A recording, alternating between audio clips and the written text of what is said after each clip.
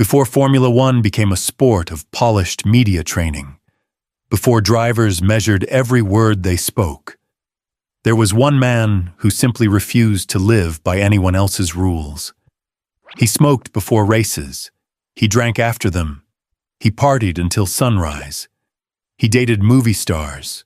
He argued with team bosses. He fought with rivals. And then he climbed into a Formula One car and drove faster than almost everyone else on Earth. To millions of fans, James Hunt wasn't just another racing driver. He was Formula One's ultimate rock star. A man who lived as though tomorrow wasn't guaranteed.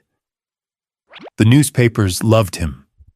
The photographers followed him everywhere. Critics insisted his lifestyle would eventually destroy his career. They believed no one could drink all night, sleep only a few hours, then compete against the greatest racing drivers in the world. But every single weekend, James Hunt proved them wrong. Because once the helmet went on, the parties disappeared, the cameras disappeared, the headlines disappeared. Only one thing remained: winning. But here's what history often forgets. James Hunt wasn't famous because he smoked. He wasn't famous because he drank. And he certainly wasn't famous because of his wild lifestyle. He became a legend because behind all the chaos stood one of the most naturally gifted racing drivers Formula One had ever seen. The playboy was real, but so was the champion. And the truth behind those two very different men is far more fascinating than most people realize. So, how did Formula One's wildest driver become a world champion? And was James Hunt really the craziest Formula One driver of all time? Or was he simply the most misunderstood? To understand the answer, we have to go back to a time when nobody outside Britain had ever heard his name. James Hunt's journey into Formula One was anything but ordinary. Unlike many future champions, he wasn't raised inside the world of motorsport. There were no famous racing relatives, no expensive karting program, no carefully planned route to Formula One. He was simply a fiercely competitive young man who hated being second. Friends remembered him as confident, stubborn, sometimes impossible to control. If someone challenged him, he accepted. If someone doubted him, he worked even harder. That competitive fire followed him into everything he did. Ironically, racing wasn't even his first dream. Then one day, everything changed. Watching a motor race sparked something inside him. The speed, the noise, the danger. It was unlike anything he had ever experienced. From that moment, he knew exactly what he wanted: to become a racing driver. The problem was, dreams are expensive, especially in motorsport. James didn't have endless money waiting for him. Every race required sacrifices. Every opportunity had to be earned. Many people believed the dream would end before it truly began. James refused to believe them. As he climbed through Formula Ford and Formula 3, one thing became immediately obvious. He was incredibly fast, but he was also incredibly aggressive. James attacked every lap as though there was no tomorrow. He braked impossibly late. He forced overtakes where no gap seemed to exist. Sometimes it worked brilliantly. Sometimes it ended in another wrecked race car. Soon the paddock gave him a nickname: Hunt the Shunt. Critics laughed. They claimed he crashed too often to ever reach Formula One. James heard every word. He simply didn't care, because every crash taught him something. Every mistake pushed him closer to the limit. And James Hunt believed something most drivers didn't. You could never become the fastest man on the circuit until you first discovered exactly where the limit was. Little by little, the crashes became less frequent, but the speed never disappeared. Now people weren't talking about his accidents. They were talking about the fearless Englishman who could make almost any racing car look spectacular. His reputation spread quickly. Fans loved him because every race promised excitement. Team owners noticed him because genuine natural talent is impossible to hide. Before long, Formula One came calling. Few believed James Hunt belonged among the best drivers in the world. They were about to discover just how wrong they were. When James Hunt finally arrived in Formula One, he looked nothing like the future of the sport. He wasn't polished, he wasn't diplomatic, and he certainly wasn't predictable. Many team owners believed he had the speed. What they questioned was everything else. Could he control his temper? Could he stay focused? Could someone with such an unpredictable personality really survive at the highest level of motorsport? James had no interest in answering those questions with words. He preferred using a racing car. His first real opportunity came with Hesketh Racing. Compared to giants like Ferrari and McLaren, Hesketh looked like an outsider. The team was ambitious, unconventional, and willing to take risks that others wouldn't. In many ways, it was the perfect home for James Hunt. Neither the team nor its driver cared much about fitting Formula One's traditional image. They simply wanted to race, and they wanted to win. Almost immediately, Hunt began attracting attention. Not because he was consistently winning races, but because nobody could ignore the way he drove. He attacked every corner with absolute commitment. He refused to settle for second best. If another driver defended aggressively, James pushed even harder. Fans loved it. Engineers often held their breath, because every lap felt like it could end in either brilliance or disaster. There seemed to be no middle ground, yet that fearless approach slowly started producing results. Podiums became more frequent, the mistakes became fewer, and Formula One began realizing that behind the wild reputation was a genuinely world-class racing driver. Away from the circuit, however, James Hunt was becoming just as famous. While many drivers carefully protected their public image, Hunt did exactly the opposite. He smoked openly, he drank heavily, he stayed out late, he enjoyed the attention. Photographers followed him almost everywhere. The British press couldn't get enough of him. To the public, James Hunt looked more like a rock star than a racing driver. Every newspaper seemed to have another story, another party, another glamorous relationship, another headline. Critics were convinced it would eventually destroy his career. How could someone living that lifestyle possibly compete against drivers who dedicated every hour to training and preparation? It simply didn't make sense. But the remarkable thing about James Hunt was that the moment he climbed into a Formula One car, everything changed. The carefree playboy disappeared. In his place stood a fiercely determined competitor whose only goal was reaching the finish line first. His private life might have been chaotic. His driving rarely was. That contrast fascinated everyone. No one could understand how the same man who spent Saturday nights surrounded by cameras could deliver a near-perfect performance on Sunday afternoon. It became part of the James Hunt legend, and it only made him more popular. By 1975, James Hunt was no longer just an entertaining personality. He had become one of Formula One's biggest stars. Then came the opportunity that would define his career. McLaren needed a driver. Replacing a champion was never going to be easy. Many believed the team had taken an enormous gamble by choosing Hunt.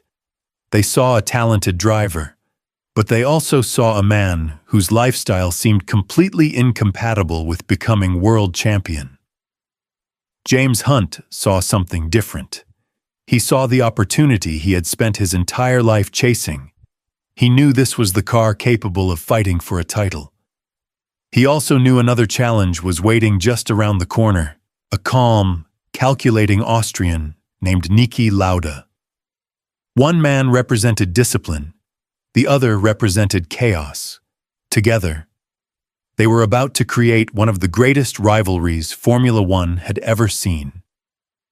By the start of the 1976 Formula One season, James Hunt had everything he had ever dreamed of: a seat with McLaren, a race-winning car, and finally, a genuine chance to become world champion. But standing in his way was the man everyone expected to win the title: Niki Lauda, the reigning world champion, the leader of Ferrari, a driver who approached racing with almost scientific precision.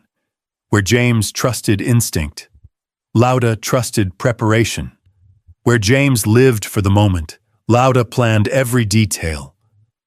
They couldn't have been more different.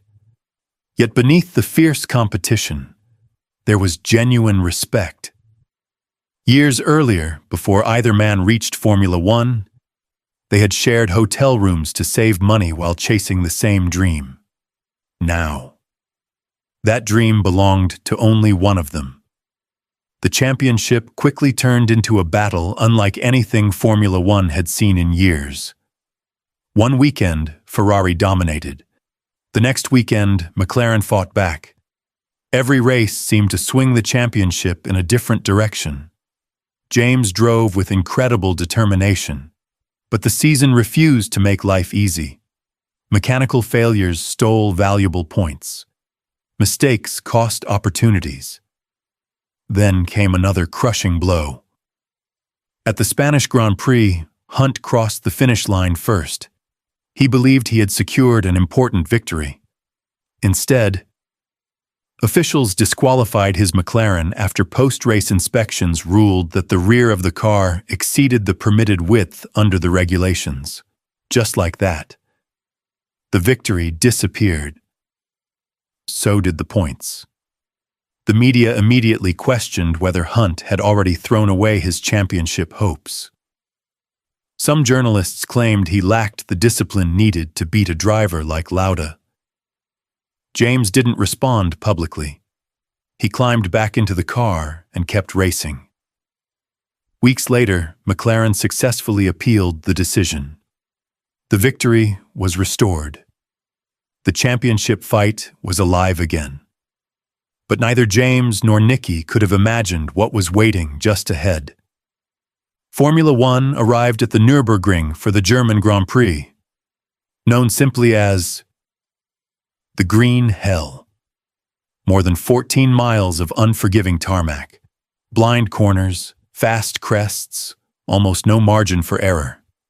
Many drivers considered it the most dangerous circuit in the world. Race day brought another problem: heavy rain. The track became incredibly slippery. Visibility almost disappeared. Before the start, Niki Lauda urged the other drivers to postpone the race. He believed the conditions were simply too dangerous. Some agreed. Others wanted to continue. The race went ahead. Only 2 laps later, everything changed. Lauda lost control of his Ferrari. The car slammed into the barriers, burst into flames, then rolled back across the circuit. Several drivers stopped immediately, risking their own lives to pull him from the burning wreckage. It was one of the bravest rescues Formula One had ever witnessed. Lauda survived, but only just. He suffered severe burns and serious lung injuries. Doctors weren't sure he would live. The championship suddenly meant nothing. The entire Formula One world was praying for one man. James Hunt was no different. Their rivalry was real, but so was their respect for each other. For the first time all season, winning races no longer felt like the biggest story, because no one knew if Niki Lauda would ever race again. Yet just 6 weeks later, Formula One witnessed something almost impossible. Niki Lauda climbed back into his Ferrari, still carrying fresh burn scars, still recovering from injuries that should have ended his career. The championship battle was alive once again, and it was now heading toward one unforgettable finale in Japan. The 1976 Formula One World Championship came down to one final race: Fuji Speedway, Japan. 2 drivers, 1 championship. But before the race had even begun, another battle was already taking place. A violent storm swept across the circuit. Rain poured relentlessly. Standing water covered the racing line. Visibility dropped to almost nothing. Several drivers believed the conditions were simply too dangerous. Among them was Niki Lauda. Just 6 weeks after surviving the fiery crash at the Nürburgring, he had already risked more than most drivers would in a lifetime. This time, he refused to gamble with his life. The race started anyway. Lauda completed only 2 laps before making a decision that shocked the sporting world. He drove into the pits, removed his helmet, and walked away. Later, he explained it with a sentence that has become part of Formula One history. "My life is worth more than a world championship." That single decision left James Hunt with one clear objective: finish high enough, and the championship would be his. Nothing about the race was easy. The rain refused to stop. Cars slid through corners. Visibility remained terrible. Every lap felt like survival rather than racing. Then another problem struck. McLaren called Hunt into the pits for fresh tires. The stop dropped him down the order. Inside the cockpit, James had no live timing screens, no radio telling him exactly where he stood. Only pit boards flashed past at over 170 miles per hour. The information wasn't always clear. At one point, Hunt believed he was losing the world championship, so he attacked harder. Every overtake became a risk. Every braking zone demanded complete commitment. There was no room for mistakes. One spin, one crash, one mechanical failure. Everything he had fought for would disappear. Lap after lap, James dragged the McLaren back through the field. When the checkered flag finally fell, he crossed the line in 3rd place. He immediately climbed from the car and demanded answers. Did I do enough? For a few tense moments, nobody could tell him with complete certainty. Then the calculations were confirmed. 3rd place was enough. By just 1 point, James Hunt had become the 1976 Formula One world champion. The man critics called reckless, the man newspapers dismissed as nothing more than a playboy, had reached the very top of Formula One. The celebrations inside McLaren were unforgettable. Champagne sprayed through the garage, mechanics embraced one another. British newspapers declared Hunt a national hero. To millions of fans, it looked like the perfect ending. The wild man had conquered Formula One. But life has a strange way of changing once the biggest dream finally comes true. For years, James Hunt had lived with one goal: become world champion. Now he had achieved it, without realizing it. The chase that had driven him since childhood was over, and sometimes reaching the summit can be harder than climbing it. James Hunt had conquered Formula One. The difficult question now was, what could possibly come next? For the outside world, James Hunt had everything. He was a Formula One world champion, a global celebrity, the face of British motorsport. Wherever he went, crowds surrounded him. Magazines wanted interviews. Television shows wanted appearances. Sponsors wanted photographs. It looked like the perfect life. But championships don't always change people the way the world expects. Sometimes. They leave an emptiness no one else can see. For years, James had been chasing one dream: become Formula One world champion. Every sacrifice, every risk, every victory, every crash had been leading toward that single moment at Fuji. Now the dream had become reality. The question was, what was left to chase? The seasons that followed were never quite the same. James still possessed the incredible speed that had made him famous. There were flashes of the old brilliance, the fearless overtakes, the late braking, the raw determination. But Formula One itself was changing. Ground effect aerodynamics transformed the sport. Teams became increasingly technical. Fitness became more important. Young drivers arrived with a completely different approach. They treated Formula One like a science. James Hunt had always driven with instinct. It had made him a champion. Now it was becoming harder to compete against a new generation built around preparation and precision. Results slowly became less consistent. Victories became harder to find. The championship challenge disappeared. For the first time in years, James looked like a man searching for the motivation that had once come so naturally. In 1979, he joined Wolf Racing, hoping for a fresh start. Instead, it became painfully clear that the magic was gone. The car wasn't competitive. Frustration grew with every race. After the Monaco Grand Prix, James made a decision few expected. At just 31 years old, he retired from Formula One. No dramatic farewell, no emotional press conference. He simply knew the time had come. Many believed the world had seen the last of James Hunt. They couldn't have been more wrong. Retirement introduced Formula One fans to a completely different side of James. The man once known for wild parties became one of the sport's most respected television commentators. Working with the BBC, Hunt spoke exactly the way he had raced. Honestly. Fearlessly. If a driver made a mistake, he said so. If a race was boring, he admitted it. If someone impressed him, he praised them without hesitation. Fans loved his honesty because it couldn't be manufactured.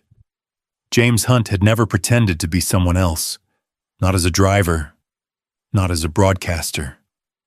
His voice quickly became part of Formula One itself. A new generation of fans discovered the man behind the headlines. Not the playboy, not the celebrity.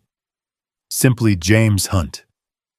Then, in June 1993, the Formula One world received heartbreaking news. James Hunt had suffered a fatal heart attack at his home in England. He was only 45 years old. The shock spread throughout motorsport. Former rivals paid tribute. Drivers who had grown up watching him spoke about his influence. Niki Lauda, the man forever linked with Hunt's greatest triumph, remembered him not just as a rival, but as a friend. Years later, their extraordinary story would inspire the film Rush, introducing James Hunt to an entirely new generation. But those who watched him race didn't need a movie to understand who he was. They had seen it with their own eyes. The courage, the speed, the honesty, the madness. James Hunt wasn't perfect. He never claimed to be. He made mistakes. He lived harder than most people thought possible. He ignored convention, and he refused to apologize for being himself. Maybe that's why people still talk about him today. Not because he smoked, not because he drank, not because he lived like a rock star, but because when the visor came down, none of those things mattered. All that mattered was the racing. Formula One has produced many great champions. It has produced many unforgettable personalities, but only one man combined both in quite the same way. James Hunt wasn't simply the craziest Formula One driver of all time. He was one of the last drivers who raced entirely on instinct. And perhaps that's exactly why the sport will never see another James Hunt again.